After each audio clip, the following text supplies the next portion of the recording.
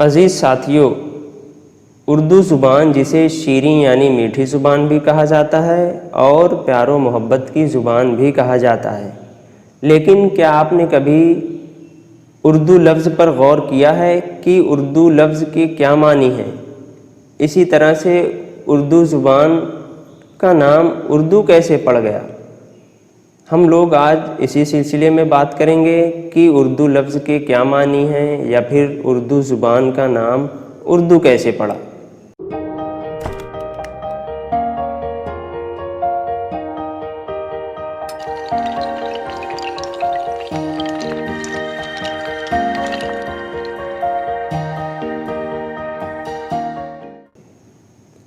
اردو دراصل ترکی کی زبان جسے ٹرکش کہا جاتا ہے اس سے ماخوذ اور اڈاپٹڈ ہے، جس کا صحیح ایکسنٹ یا تلفظ اوردو ہے۔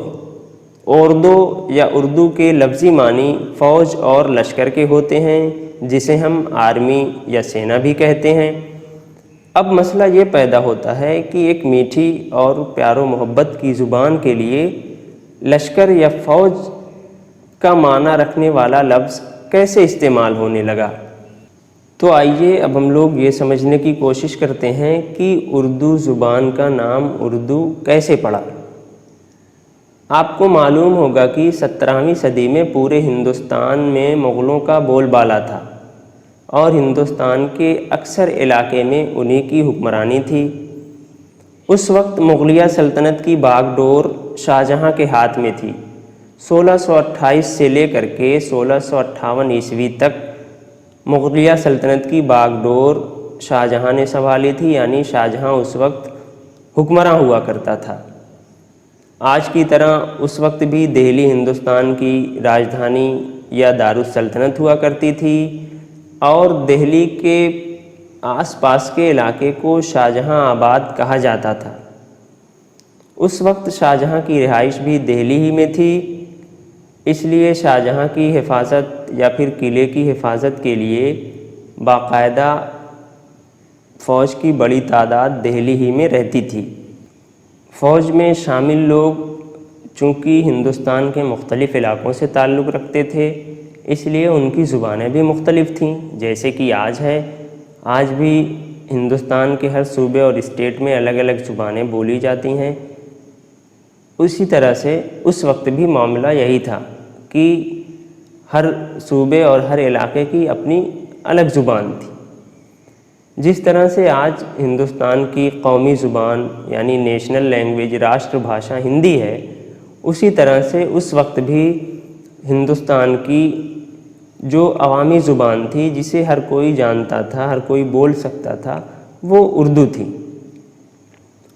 تو جو شاہجہاں کی فوج میں شامل فوجی تھے وہ اگر اپنی اپنی زبان میں ایک دوسرے سے بات کرتے تو جس سے بات وہ کرتے وہ بات نہیں سمجھ پاتا، اس لیے انہوں نے عوامی زبان کا سہارا لیا، یعنی ایسی زبان کا سہارا لیا جسے ہر کوئی بآسانی بول سکے، سمجھ سکے۔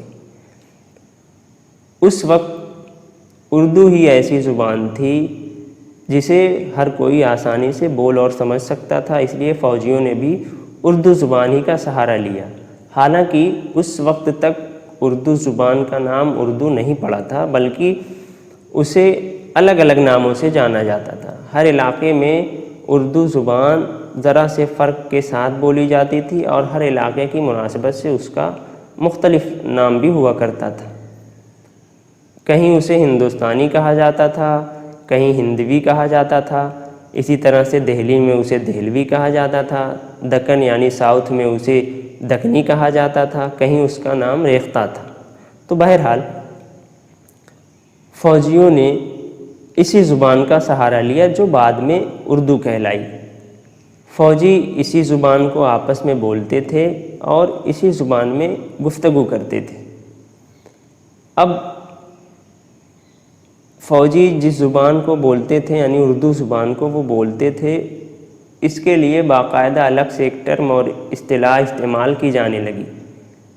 چونکہ فوجی بولتے تھے اس لیے اس کو زبان اردو معلّہ کہا جانے لگا، یعنی لشکر یا فوج کی اعلیٰ زبان، گریٹ لینگویج آف آرمی۔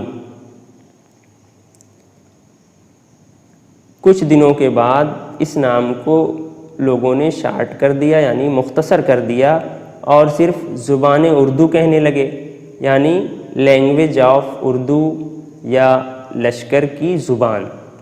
اس کے بعد پھر کچھ زمانہ گزرا، اس کا نام مختصر ہو کر کے شارٹ ہو کر کے صرف اردو رہ گیا۔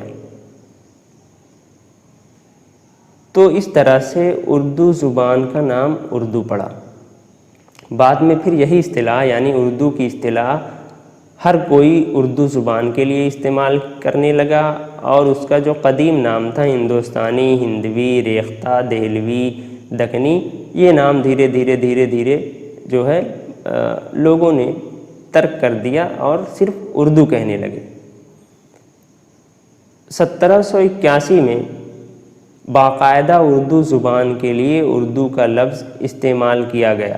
اس کے آس پاس کسی اور نے کیا ہوگا، لیکن مصحفی نے اپنے ایک شعر میں اردو زبان کے لیے اردو کا لفظ استعمال کیا ہے۔ وہ شعر یہ ہے کہ خدا رکھے زباں ہم نے سنی ہے میر و مرزا کی، کہیں کس منہ سے ہم اے مصحفی، اردو ہماری ہے۔ تو یہاں اردو ہماری ہے سے مراد اردو زبان ہماری ہے۔ تو یہ تھی اردو زبان کا نام اردو کیسے پڑا یا اردو کی کیا معنی ہے، اس پہ گفتگو۔ آج کے لیے اتنا ہی رکھتے ہیں، پھر ہم لوگ ملیں گے، تب تک کے لیے اجازت دیجیے۔ آپ کا بہت بہت شکریہ۔